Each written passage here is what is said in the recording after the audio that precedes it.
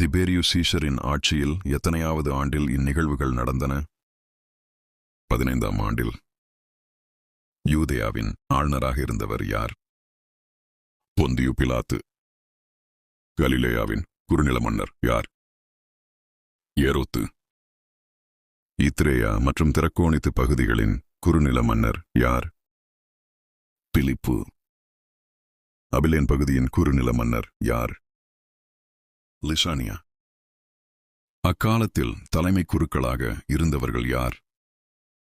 அன்னா மற்றும் கயபா. செக்கரியாவின் மகன் யார்? யோவான். யோவான் எங்கு வாழ்ந்து வந்தார்?